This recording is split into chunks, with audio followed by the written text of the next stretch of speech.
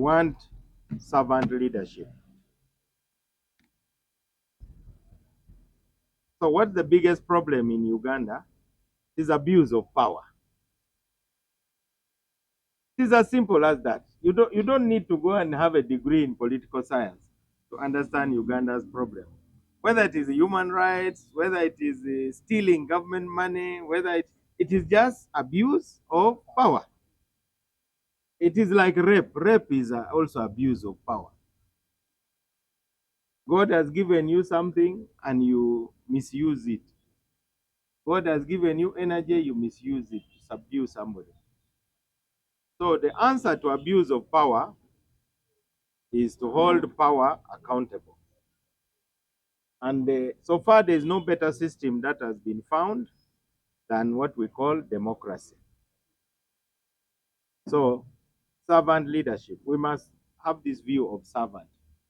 You have been hearing misguided entitlement by some of our elected leaders. There is no leader who owns a constituency. I hear people say, my constituency, my people. The constituency belongs to the voters. And they can choose whoever they want. And whoever they have chosen is the member of parliament. The rest is just noise. So those you see yelling on social media, that is a misguided sense of entitlement. So in addition to servant leadership, and DPs, wherever they have been true servants of the people. If you doubt, you go to the offices which are occupied by DP members. Come, for instance, to the Ministry of Justice, and then go to another ministry. Then you'll see the difference between where DP is in charge and where DP is not in charge. We are true servants of the people, and I urge you people to really be true servants of the people. Number two is reconciling Uganda. This country is hurting. There's no part of Uganda which is not hurting. From Kasese to Karamoja to northern Uganda to here in Buganda, people have pain. Those of you who followed the National Prayer Breakfast, you heard the testimony of Chris Rwakasisi. I never ever met him. I was very young when he was very powerful, but I'm sure people like Muzei Rwanga know what the name means. He talked about his own abuse of power. And they talked about how eventually he was able to be forgiven by President Museveni. And now he has been humbled. So reconciling Uganda is very important because we only have this one country. So when I hear somebody say, I can't talk to this one, I can't sit with this one, those are the enemies of Uganda. You cannot say you can't talk to anybody. In addition to reconciling Uganda, we are seeking to build a new consensus. Okay, what is a consensus? A consensus means you emphasize points of agreement. We all have points of disagreement. Even those who are married, I'm sure there are things about your spouse that you don't like. And maybe you can't even change them. But for you to be mentally sound and not to run mad, you focus on the things on which you agree. As Uganda, there are many things we agree on. Who does not want to get out of poverty, honestly? I've not found somebody who does not want to get out of poverty. I only heard one candidate saying he's going to abolish the program which is trying to give money to the poor, called the PDM. So one candidate is saying he's going to increase it 3 times. Another candidate says he's going to reduce it to 0. He has obviously become his own chief decampaigning manager. Why would you decampaign yourself like that? So that is what the new consensus is about. A new consensus recognizes that we have failed. The first consensus was Lancaster House Consensus, 1961. Kennedy Motenyo's father was there in that meeting in London. Another man who was there is the man we were honoring in Kitgum 2 days ago, Tiberio Okeny Atwoma. They sat there, they made the 1962 Constitution. That is the instrument of consensus.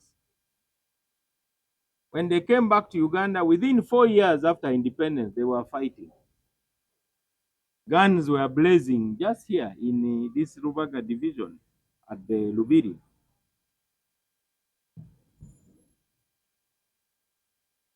When I was last here, I told you about the 2 blocks, and some people laughed.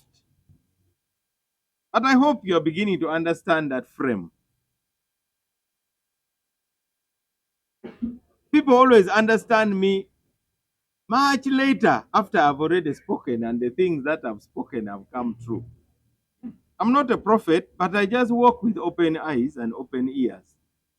Some people close their ears and close their eyes. So they keep knocking walls, as you can see.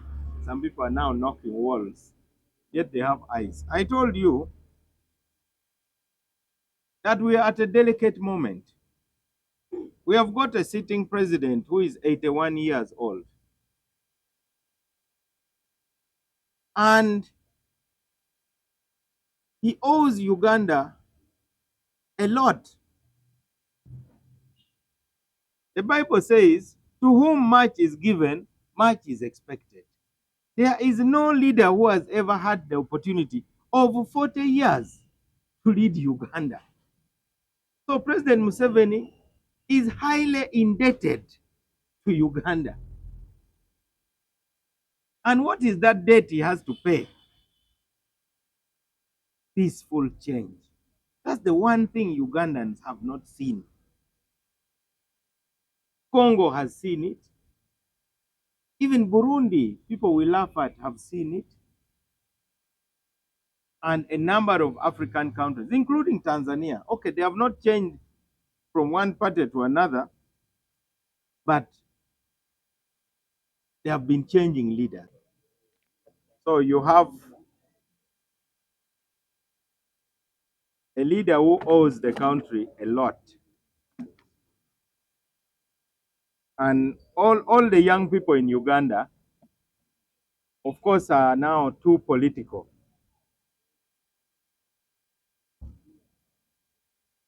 So the new consensus must be based on people who are willing to look for points of agreement, not who are emphasizing points of disagreement. So I came and told you that you are going to see the president, but you're also going to see people. So when you see Mao, it is not Mao really. I hear people saying, we cannot allow elites to sit and discuss our future. What is that parliament? These are about 500 and something people. They are the ones who are discussing. They represent interests. Don't be surprised if the next government is actually a government of national unity. Don't be surprised, because everybody needs to be represented in the institutions of government. That's why we have political parties. So you saw what happened in Kololo. We were there, and nothing happened. The sky did not fall. You know, the FDC president Amuriat had been saying President Museveni stole his shoes. Don't you remember in the last campaign? So he was moving barefoot. And each time we would have IPOD meeting, they would not attend the summit. And they would say, the Maos and Akenas have gone for drinking tea and photo opportunity. But didn't you see them there? So I don't want you people to push people to make mistakes. Please spare spare the leaders of Uganda. Don't push them to make mistakes. Now, you people in the grassroots are the ones pushing NUP. How will you be seen sitting with the dictator in the same tent? He's the president of Uganda. The IPOD is like a Interreligious Council of Uganda. Imagine if the Muslims went to harass the Mufti. You can't sit with those people, they eat pork. What stupidity is that? Interreligious Council of Uganda has objectives. I don't eat pork myself, I'm not a Muslim. But imagine if the Muslims started saying, don't be part of Interreligious Council of Uganda because some of them, they eat pork, the Christians eat pork. Or these other ones say, those ones marry many wives, they are polygamists. You can't be. Nobody is trying to tell Archbishop Kajimba. Sorry, Kazimba. Nobody is telling Archbishop Kazimba to marry 4 wives. And nobody is telling His Eminence, the Mufti, that now eat pork. But they go to talk about the virtues of Islam, the virtues of Christianity, which are actually shared virtues. So I wish to warn the so-called foot soldiers. You are making your leaders to make mistakes. And the leaders also, be leaders. How can I say, I'm a leader, but I'm saying, Katulagewa, where should we go now? And they say, now go here. Then you say you're a leader? That's not leadership. A leader must go ahead and survey the place. In the Bible, we have the story of Moses. Moses led people in very rough terrain. But because of confusion, they took 40 years. I'm told that journey from Egypt to the promised land is a journey of maybe 11 days on foot if you are walking non-stop. 11 days. Why did they take 40 years? Because of confusion. So Uganda by now should be a very highly developed country, very united and strong, a regional, a superpower. But because of the followers are misleading the leaders. The leaders don't have confidence about their own vision. They lack conviction. So if I'm a president of a party, how can a foot soldier tell me, how will they see you sitting with the dictator in the same tent? I am your leader, and you have a choice. Go and follow someone else. That's the new DP that we are building. That if you think that you are too good for what you are doing, this gate is always open. There is always exit. Now, some of them left, but they are now coming back. Why? Because they found that they had been misled. As I talk now, so many of the dropouts of Kavule are knocking on our door. Yes. For us, we don't reject anybody. So please stop misleading the leaders of NUP by posting on social media. I see people are dramatizing it. They are bringing old statements. People grow. People grow. Let's assume that they have bamaze okwefumitiriza n'okwekuba mu kifuba. Whatever the reason, whether you are talking of money, whether you're talking, for me, I don't care about the reason.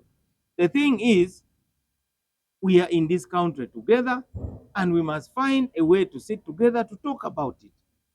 So save these young leaders of ours. Don't push them to become extremists.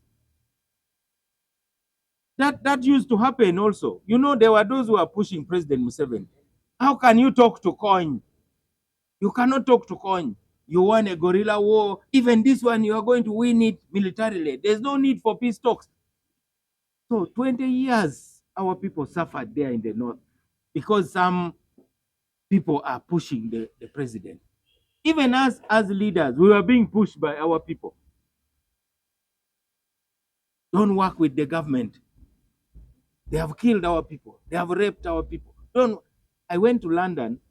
I sat in a meeting of the Acholi people during the Kachokema deed. When the representative of Joseph Kony came to give a speech, it was as if it was the Pope who had arrived. He brought out a long speech, and his first statement was, "I bring you greetings from Major General Joseph Kony." There were cheers for 5 minutes. Now, we, the elected leaders, were there shrinking like a chicken that have been beaten by rain. Justice Owindolo, Chief Justice now, at that time he was MP and Minister. Norbert Mao was there. Regan Okumu was there. Jane Akwero Duong was there. Okello Okello was there. 11 of us, seasoned leaders, highly educated. We see our people are tuned in to FM Kony. They blasted us. Look at them. They are there in Uganda, that they are MPs. Instead of supporting Kony, why are you going to that parliament of Museveni? You should be supporting Kony. I wanted, you know me, Sisirika, put up my hand to talk. And my colleagues were saying, no, don't talk. Eventually, I just got up and requested for the microphone. I said, my people, my name is Norbert Mao. I'm only 29 years old.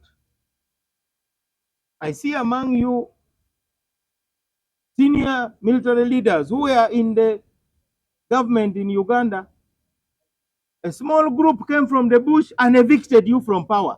First, explain what happened. First, admit that you failed. That's why you ran away. You fled. If you had not fled, we would not be suffering. So stop lecturing us about political judgment and so on. You should be apologizing to us. You are in charge of the army. You are even in charge of the Bank of Uganda. What happened?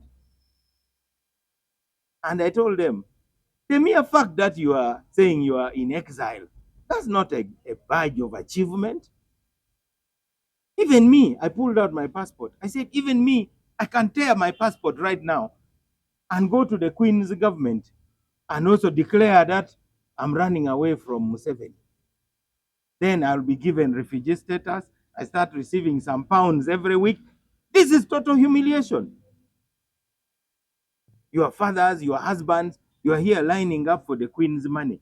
And you are lecturing me, Norbert Mao, who is the hope of your mothers and other relatives you ran away from in Uganda. A true defender of his people must stand between the enemy and the people. Now you have put the people to shield you. The room was silent. The next day, they wrote to me a 14-page letter of insults. No, Mao, the mother is a Munyankole, this is Museveni's nephew, he's very arrogant, listen to the way he talks and what. And I said, it means I've touched something. But that was the beginning. So Uganda needs straight talk. Straight talk brought us to Juba. Eventually, we built a consensus. So please, save these young people from extremism. You are pushing them to get lost. And when you post these videos, now you're finally kneeling for money. This is not about money. These young people are Ugandans, and they represent a section of people who are demanding certain changes in our society. But they just need to be guided so that they do it properly. So you are going to see them in the same tent with all the rest of us, and they will talk their own issues. There is no flash disk that is going to be put on the head of a NUP leader that you must only say what is on the flash disk. You come and say what you want. But you people are inciting them, making them even to be afraid. That's why I hear some people that when they are going to see President Museveni, they wear hijab, they wear gomesi, yet they are men. Why do we want to reduce our country to that level? Don't you see Nancy Pelosi when she goes to meet Trump, those days when she was speaker, and yet she had just torn the president's speech. She got Donald Trump's speech and just ripped it apart and threw it, saying rubbish. But the next day, because of the economy of America, she was in the White House. Now people think it is a matter of pride. The sitting Yangamu State House. How can that also be a matter to be proud of?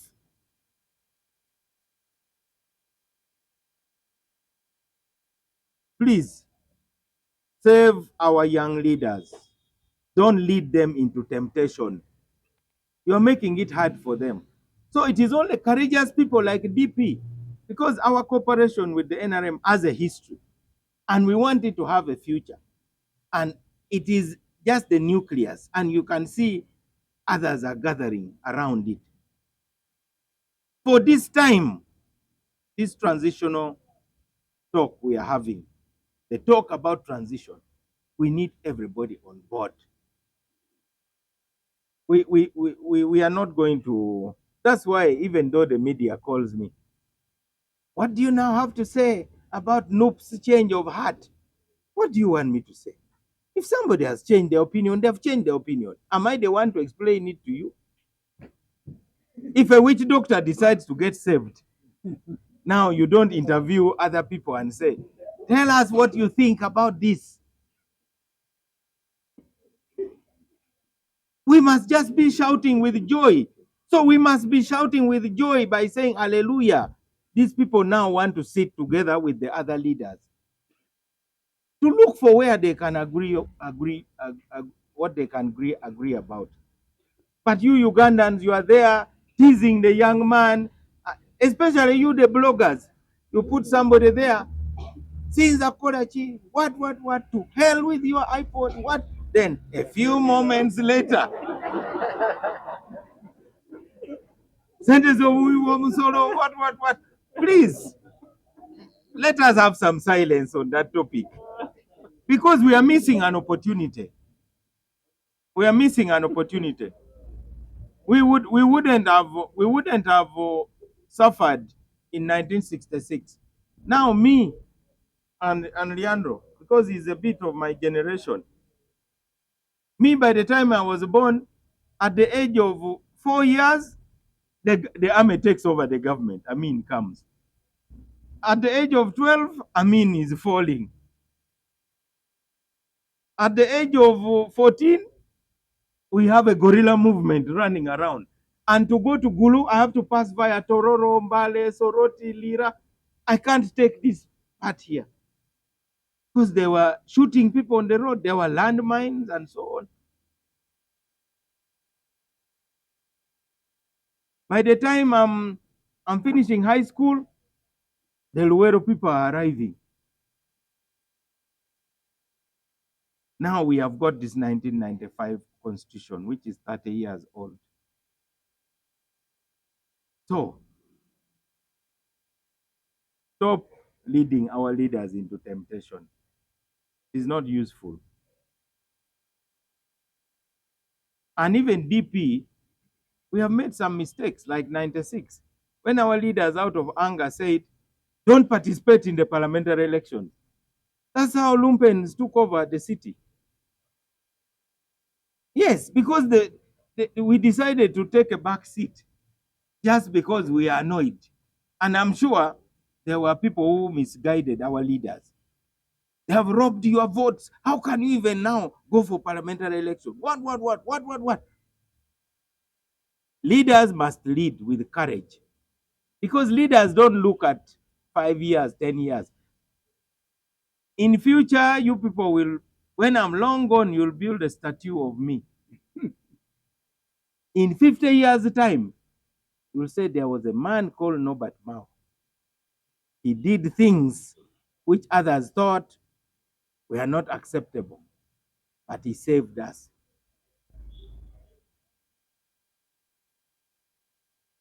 So that is about the new consensus.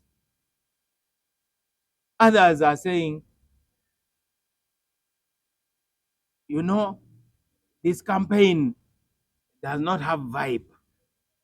just because there's no tear gas. How can you wish tear gas for people? I don't like tear gas myself. Isn't it a good thing when a party president moves with his crowd and goes to a rally? Now he must now deliver a message, because now you must now come out of the katemba of saying, you see how we were blocked, you see how we were this, you see these soldiers, they're harassing us. No, that is not there. Give your message to Ugandans. Can you be trusted? Uganda needs a steady hand in this period. It's like removing this bile from the liver. They call it what? Akaka. Huh? Akalulwe. Can you trust somebody with shaky hands to remove it? The whole liver will spoil. Somebody who comes and you just say, please, please, please, please move. You need a steady hand to cut it out so that Uganda can be safe. There is bile in Uganda. I'll be the last to deny it, but it can be removed if you stop inciting people. So now Nandala Mafabi and Amuriat came to the tent. We stood with them to welcome the president. So did the sky fall? Did the sun now start rising from the west and setting in the east? It's not a big deal. Now, but you people now that, oh, the president just wants to take a photo with me. Who are you really? That taking a photo with you is such a big deal. Hmm? It is not about the photo. It is about saying, I am sitting in this tent, but I have my own vision of how Uganda should be run. And these are the points of difference.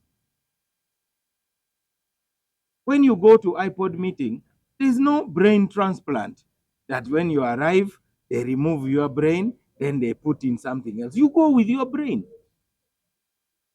Unless you don't have any in the first place. But if you have, why should you fear? Me, I can even argue with a witch doctor. Why should you? I don't fear sitting with a witch doctor. To raise their points, I also raise mine. But I cannot just start saying, how will I be seen? Pope Francis showed us the best example when he took off to Saudi Arabia and met the Grand Mufti. All the Catholics were saying, Atachi Susiza. And he sat and they signed something called the Abrahamic Accord. And they said, Ishmael, the ancestor of the Arabs, and Isaac are both children of Abraham. Now, we are both children of Uganda. Whether you are there with your red beret, with the pips weighing you down, it really doesn't matter. That's just a piece of cloth. It's just a piece of cloth. At the end of the day, it doesn't matter. Whether you wear a kanzu, whether you wear a trouser. If you're a man, you're a man.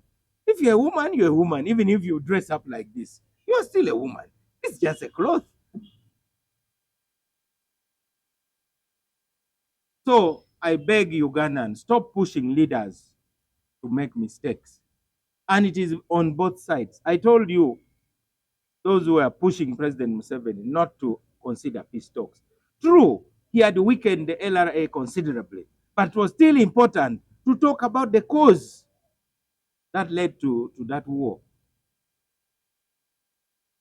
So a true leader must make a tough decision. That is the new consensus. The new Uganda must be based on a new consensus. And I'm glad that the campaign is exposing those who actually are serious about what they are talking and those who actually are empty. They are just looking for, how can we provoke police to do something? I had the Nakaseke campaign of the NUP candidate. It was not easy, by the way, because he went through the place, and that's the heartland of NRA.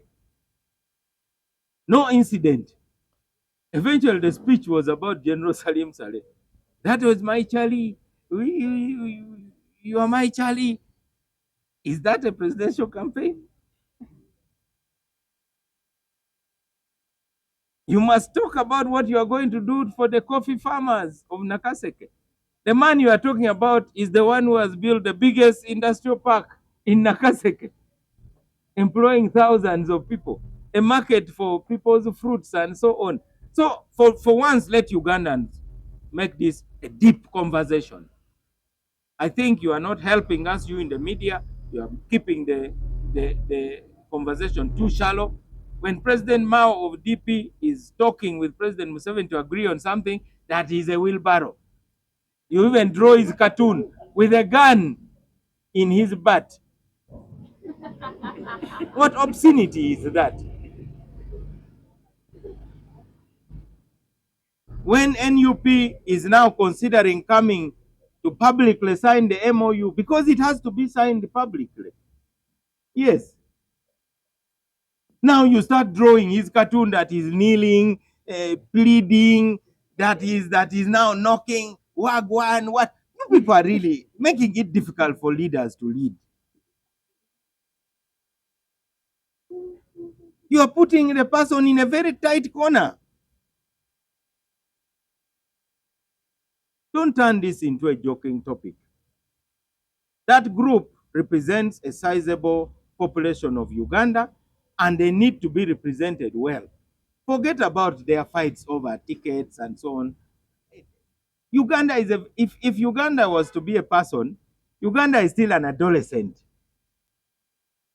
That is really where Uganda is. So don't be surprised by the behavior of some of these politicians. It is because people are doing okuwaga. In Luganda, they say, kaliba kasajja akuliisa engo. Someone comes and praises you. You are the toughest hunter ever since. I don't know who has been the greatest hunter in Uganda. Musajja alumbwa. Eh? Dungu. That you are actually number 2 to Dungu. Gwe twakalabyeko. Era gwe musika wa Dungu. Eh? Ngayika. Then you go there and you meet an angry buffalo. And there will be a funeral in your village. Kaliba kasajja akuliisa engo. So Ugandans, stop it. Even those of you who are in DP, you see, the difference between me is the DPs make noise, but I'm the leader. My response, in fact, if I make a bad decision, if ever I'm supposed to go to hell, there will be a special compartment for me, the hottest one. Because God will say, you were the chief executive of DP. You were leading people. Why did you allow foot soldiers to influence you? Are they the ones who he lifted the Bible and took the oath? Even with President Museveni, when he made the choice now to talk peace to the rebels, there were people who were opposed, they refused. There's one general who he had to order to go to Juba. Even when he reached Juba, he put dark glasses. That's my brother, General Tema. He didn't want to hear about the Juba. He thought it was a big joke. Even when he sat there, he was pointing his shoulders to the chairman of the peace talks, Dr. Riek Machar, because he's a combatant. So we understood his feeling. The soldiers that had died under his command, those whose legs are amputated, the widows, the orphan. So when somebody talks, understand where they are standing and where they are coming from. But President Museveni stuck to his decision and said, let the peace talks continue. So what Uganda needs is just leadership. And that's what we are doing here in DP. We hear a lot of noise. They come and drop pigs here. They do what? But that is nothing. We are at the time of Moses when you say Canaan is where we are going. Whether we are going to eat one meal a day, whether we are going to sleep hungry for days, that is where we are going. Whether some of us arrive there or not, but our job is to point the direction fearlessly. and command our people to go there. And of course, as we move, some people keep dropping out. But those who drop out, eventually we hear them chasing after us. Wait, wait, wait, we are also now on the way. And we hear them. There are those who had misbehaved. I thought I should stress that point, that the new Uganda must be made out of a new consensus, and that new consensus will be spearheaded by leaders who are not afraid to take unpopular decisions. The fact that you are many does not mean you are right. And the fact that you are few does not mean you are wrong. In that parliament, I and Honorable Mara Tubo wrote a minority report. I'll share it with you. It's a document I'm very proud of. Everything we put in that report was rejected by parliament. But as I talk now, everything that was rejected has been implemented. It means if you feel in your heart that you are right, stand firm. But now you have leaders who are not standing firm. So I will hold consultations as chairman of the IPOD summit and see whether there is a possibility of convening an extraordinary summit so that these Ugandans can move with the rest of the citizens and leaders. It's not a big deal, but you people, you make it appear like it's a big deal. That's why sometimes I like Trump. Americans used to talk about North Korea. When you hear about North Korea, you think that is Gehenna. Trump said, I'm going to Gehenna if that's the case. And he crossed into North Korea, the first American president ever. Did he die? He didn't. He shook hands with Kim Jong-un, who had been accused of mass murder, of what, starving his people. He said, if it will bring peace in this Korean peninsula, so be it. And now he's on the case of this Hamas and so on. He has been tough on Israel, saying, no, no, no, no, no. Stop bombing Gaza. That's leadership. People are there holding demonstrations, what? He says that is where we should go. That is the spirit of Christopher Columbus when he was sailing to America. His sailors were rioting. There was a mutiny on the ship. He said, sail on until they reached land. So, we must know what are the ingredients of leadership.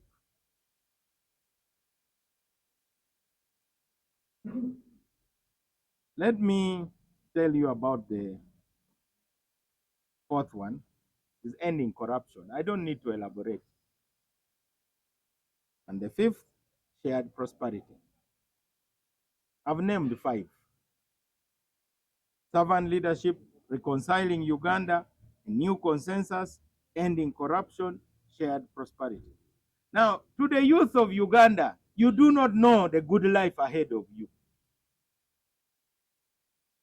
There is such a good life awaiting Uganda that those of us who are now almost 60 years old, we are a bit envious of the Uganda that you young people are going to enjoy.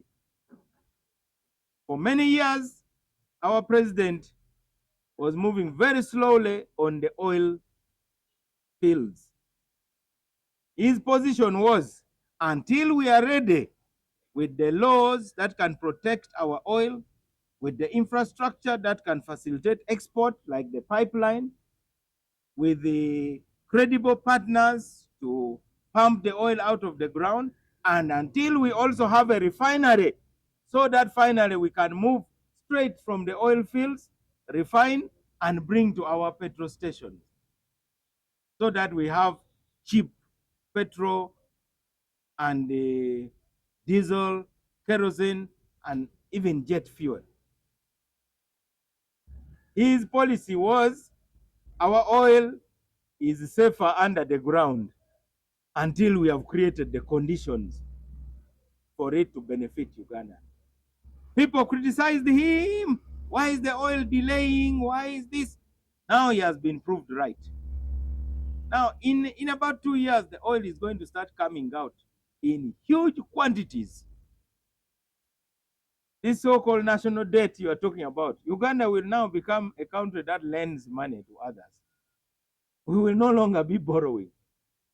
When now we are having a meeting, we will now be negotiating with people who are asking, mutusalire ku interest. But right now it is the reverse. We are the ones begging, please, the interest is too much, conditions are too tough. So you young people, don't be misled. Don't be misled. All this prosperity, you are the ones going to enjoy it so much. You are going to find that you are able to buy an apartment at very little interest, if not zero interest. You are going to find that you are going to have education. The state will be capable of unleashing all the infrastructure. These slums will be gone because there will be resources. So don't let anybody tempt you to think that your future is bleak. Your future is not bleak. I tell you because I know. And that's what they call shared prosperity.